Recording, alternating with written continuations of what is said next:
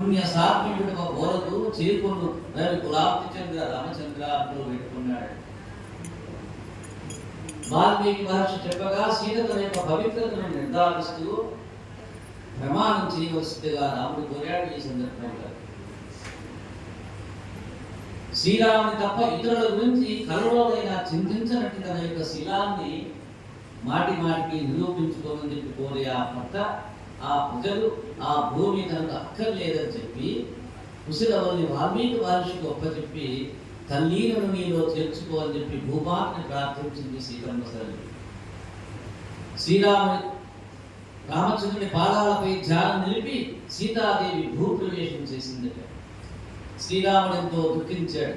అతడు శ్రీమన్నారాయణుడే అయినా మానవ జన్మ ఎత్తినందుకు అందరి మానవుల్లాగే అలాగే ద్వేషాలకు సుఖ దుఃఖాలకు లోయైనట్లే ఉండటం అనేటువంటిది యొక్క జగన్నాటకంలోని ఒక భాగం.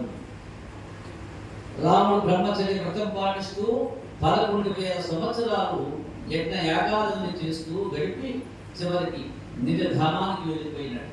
తన యొక్క అవతారాన్ని ప్రసమాప్తం చేశాడు రామచంద్రుడు.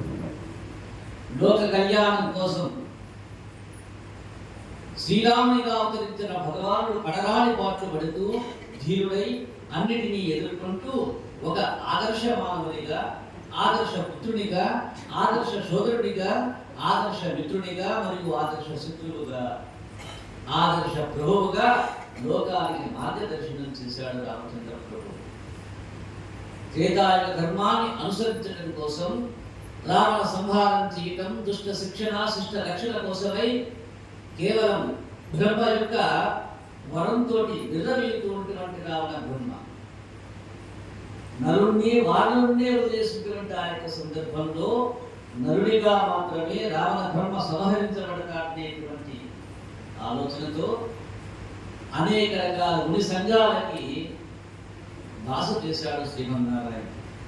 తద్వారా ఆ యొక్క త్రేతాయుగంలో రావణ సంహారం కోసమై కేవలం క్షత్రియ వంశంలో అయోధ్య నగరంలో దశరథుని యొక్క కడుపున పుట్టినటువంటి ఆ యొక్క రామచంద్రుడు ధర్మకార్యాన్ని సంపూర్ణం చేశాడు. రామావతార ఘట్టం ముగిసిపోయింది. జై రమణ గోవింద వాసుదేవ వాసుదేవ వాసుదేవ వాసుదేవ దశమ స్కందం తర్వాత